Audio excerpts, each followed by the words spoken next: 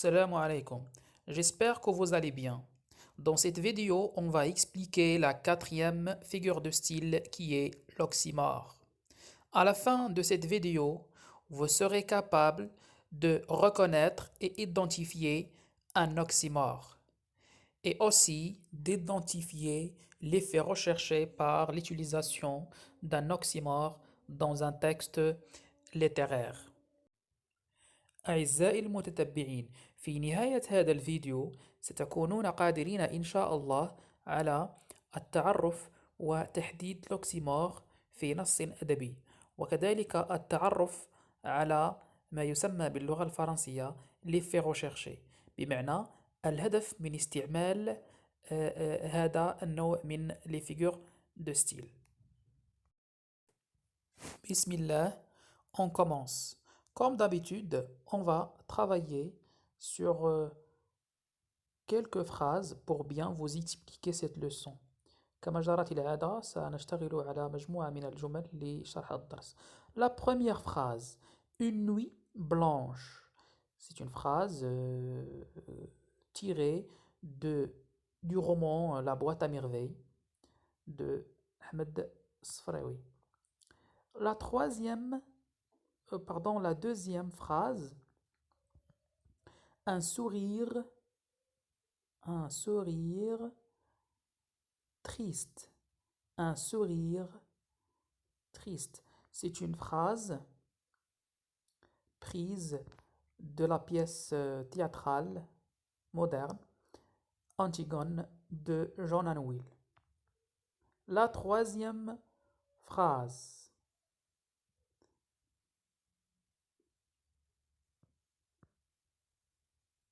un bruit sourd, un bruit sourd. C'est une phrase que vous pouvez trouver dans le roman Athènes, le dernier jour d'un condamné de Victor Hugo.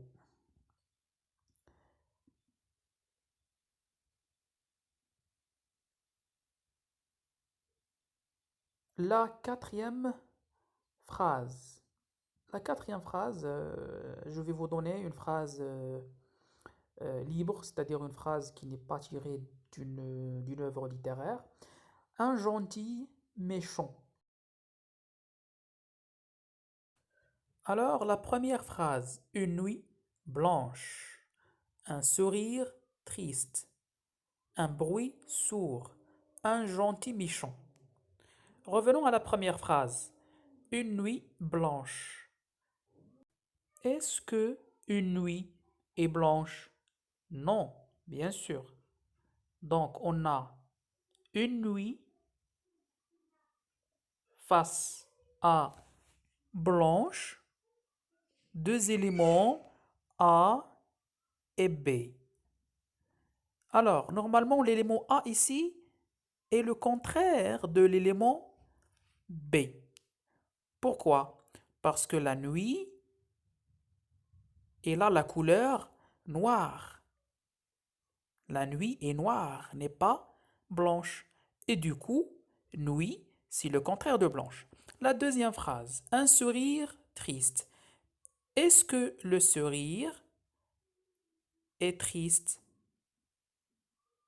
Normalement, non. Le sourire, c'est un symbole de la joie. Donc, on a aussi deux termes, le terme A et le terme B, qui sont contradictoires.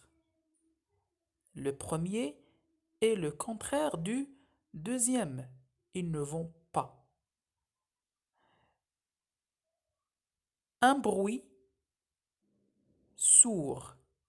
Un bruit sourd. Est-ce que le bruit est vraiment sourd? Bien sûr que non. Donc on a deux éléments, deux termes, A et B, qui expriment un sens contradictoire.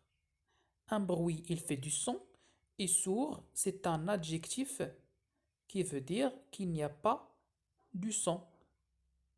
Il n'y a pas une voix. C'est comme la première phrase, on a un sourire qui est triste. Deux éléments contradictoires, A et B. La dernière phrase, on a un gentil méchant. Même chose. On a un gentil qui est le terme A et le terme B, méchant. Ce sont deux termes antonymes, c'est-à-dire qui ont un sens contraire. Un gentil et méchant à la fois, ce n'est pas vraiment possible. Soit on est gentil, soit on est méchant. Très bien. Donc la première phrase, une nuit blanche, un sourire triste, qui bien sûr n'est pas triste, un bruit sourd et un gentil méchant. إذن في جميع الجمل لدينا عبارة A لا تتماشى مع العبارة B وهما عبارتين متجاورتين جنبا لجنب. ركزوا معي، سأعيد الشرح من خلال الجواب على هذا السؤال. Concentrez-vous avec moi, je vais vous réexpliquer à travers la réponse à cette question. Qu'est-ce qu'on peut remarquer؟ ماذا يمكن أن نلاحظ من خلال هذه الجمل؟ Alors, on remarque que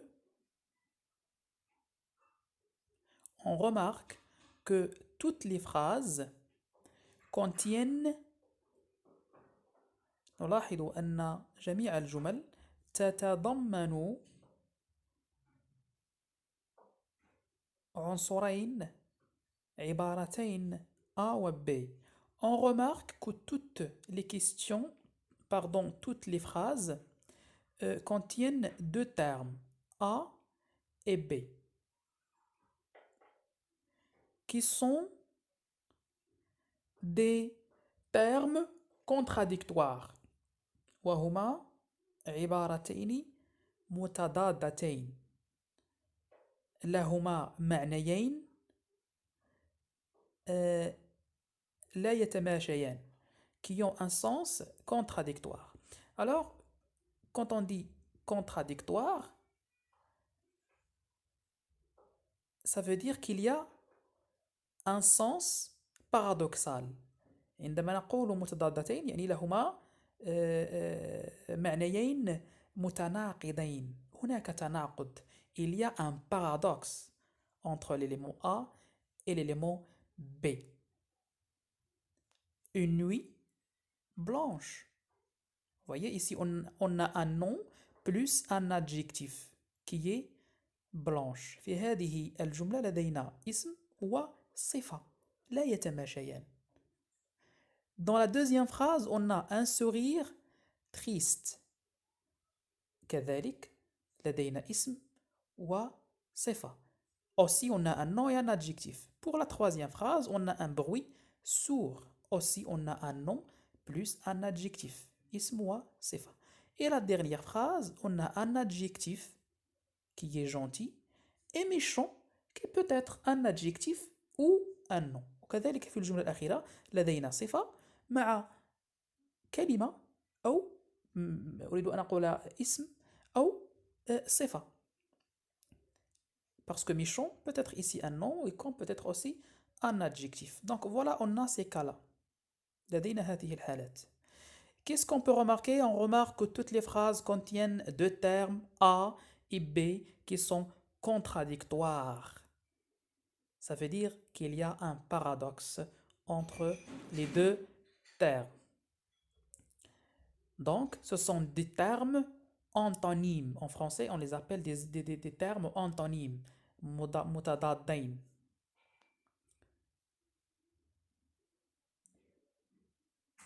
Et quand on dit antonyme, ça veut dire un sens contraire. Très bien. جيد. الآن بالنسبة للجملة الأولى. La première phrase. On a une nuit est blanche. Est-ce qu'il y a quelque chose entre les deux phrases? Non. On n'a pas un terme ou quelque chose entre les deux termes. Un sourire triste. Est-ce qu'il y a quelque chose entre eux? Non. La troisième phrase. Un bruit sourd. Est-ce qu'il y a quelque chose entre eux? Non, bien sûr. Un gentil méchant. Est-ce qu'on a quelque chose entre les deux termes? Non. إذن نلاحظ أيضا أن ما بين الكلمات المتضادة A و B لا يوجد شيء بينهما. لا توجد أي كلمة تفرقهما وتفصلهما. Alors on dit que le terme A et B sont juxtaposés. Les deux mots contraires sont juxtaposés. Ça veut dire qu'ils sont mis côte à côte. Comme vous voyez, tous les termes sont côte à côte. Il n'y a rien qui les sépare. لا يوجد أي شيء أو إذا صح التعبير لا توجد أي عبارة أو كلمة تفصل بينهما. Maintenant, la question qui se pose dans toutes ces phrases, quel est l'effet recherché par cette contradiction, cette juxtaposition? ما هو الهدف من وضع هذه الكلمات المتضادة جنبا لجنب؟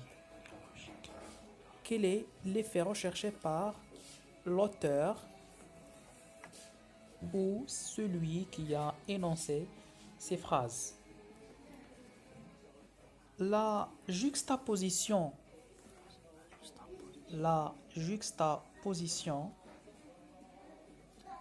des ou de ces deux termes, le fait de coller ces deux termes, la juxtaposition de ces deux termes crée chez le lecteur un effet de surprise. وضع هذه الكلمات جنبا لجنب يخلق عند القارئ نوعا من المفاجأة والدهشة. On peut dire que l'objectif premier de l'utilisation de cette juxtaposition est la création de l'effet de surprise chez le lecteur. Et aussi, cela rend compte de ce qui est absurde.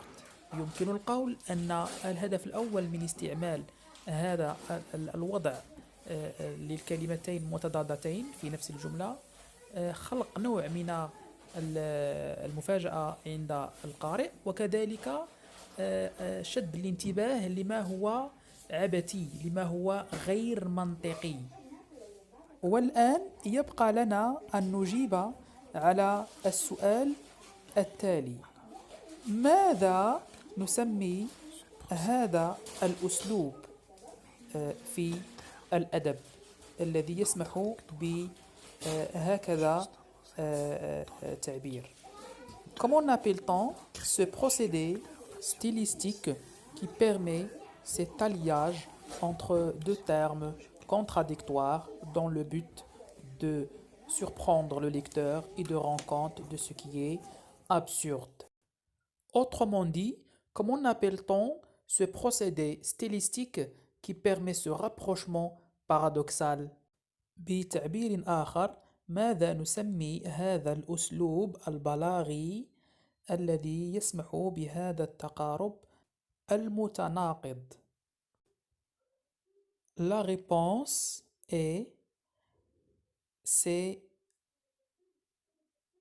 l'oxymore. C'est un oxymore. نسميه l'oxymore.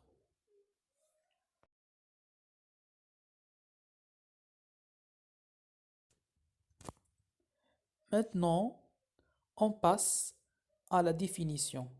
نمر الآن إلى التعريف. إذن انطلاقا مما سبق شرحه يمكن بسهولة أن نعرف هذا الأسلوب البلاغي. À partir de ce qu'on a déjà expliqué, on peut faire facilement une définition simple à cette figure de style. L'oxymore, c'est une figure de style qui consiste à Alors, cette expression qui consiste à, je l'utilise fréquemment pour vous faciliter l'apprentissage des définitions des figures de style. استعمل هذه العبارة qui consiste لأسهل عليكم عملية حفظ تعريف les figures de style. دائما figure de style qui consiste à تستوجب كذا qui consiste à juxtaposer. Et n'oubliez pas ce terme juxtaposer. Juxtaposer, ça veut dire mettre côte à côte. هذا الفعل juxtaposer يعني أن تضع جنبا لجنب. C'est une figure de style qui consiste à juxtaposer deux termes contradictoires. Et c'est très important aussi souligner cette information. أن تضع جنبا لجنب عبارتين متضادتين واجب وضروري أن يكون هذا الأمر في الجمل. Et bien sûr, ces deux termes contradictoires, ils sont dans la même proposition, c'est-à-dire dans la même phrase. Et dans quel but on utilise l'oxymore? ولأي هدف نستعمل l'oxymore dans un texte littéraire, bien sûr, ou autre? Eh bien, c'est dans le but de mettre en exergue بهدف وضع أو تسليط الضوء على ما هو عبثي ما هو غير منطقي dans le but de mettre en exergue sous lumière, on peut dire, ce qui est absurde, ce qui est illogique.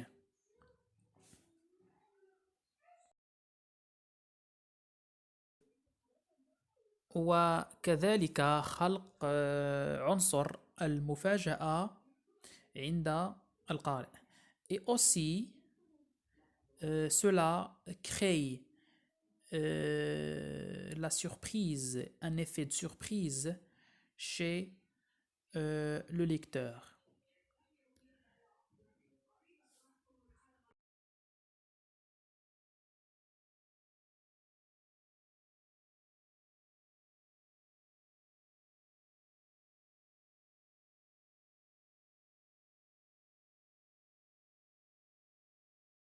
نعيد قراءة التعريف. On relit la définition de l'oxymore. C'est une figure de style qui consiste à juxtaposer, mettre côte à côte deux termes contradictoires. Deux termes contradictoires dans la même proposition. Bien sûr, la définition peut s'arrêter ici. Mais si vous voulez compléter la définition, on peut ajouter aussi le but derrière l'utilisation de l'oxymore. Vous pouvez l'ajouter aussi si vous voulez faire une définition complète. Une remarque avant de vous quitter. Parmi les figures de style, qui est celle qui représente le contraire de l'oxymore?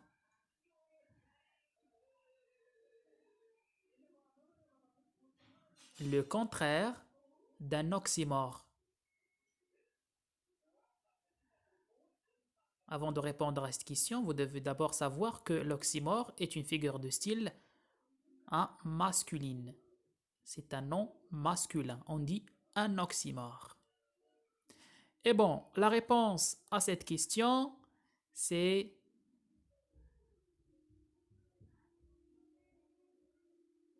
un pléonasme. C'est un pléonasme. Le pléonasme. Le contraire d'un oxymore, c'est le pléonasme. Et on va, Inch'Allah, l'expliquer dans les leçons prochaines qui concernent les figures de style. Notre séance touche à sa fin. Si vous avez des questions, n'hésitez pas à les poser dans les commentaires. أعزائي المتتبعين، إذا كانت لديكم أي أسئلة لا تترددوا في طرحها في التعليقات. Et si vous n'êtes pas encore abonné, faites-le pour recevoir les nouvelles leçons. Au revoir. Salam alaikum.